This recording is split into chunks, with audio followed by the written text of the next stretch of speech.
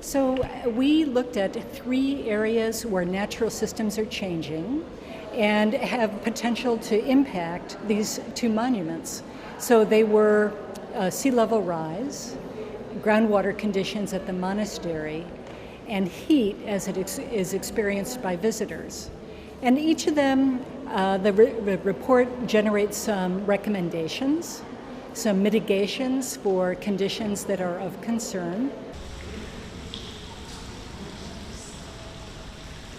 So for example, with the heat health risk exposure that visitors have, we're recommending different ways to reduce the queues and shelter visitors so that they will not experience excessive heat.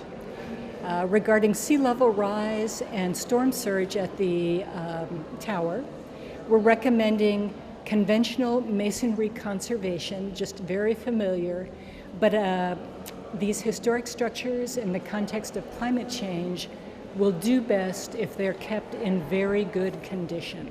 So, whereas in centuries past we might have allowed conditions to deteriorate a little bit further, we're no longer in that world.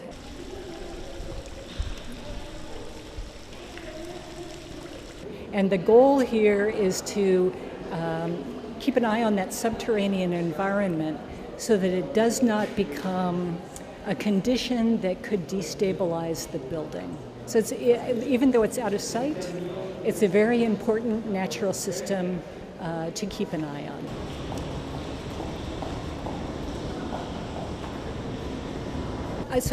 Regarding climate change as a whole and its effect on heritage sites, there is right now a window for action, including preventive action, that would really give these heritage sites a good opportunity to go through the coming changes and survive them and still be available to future generations, in this case, with that very special story about Portuguese history.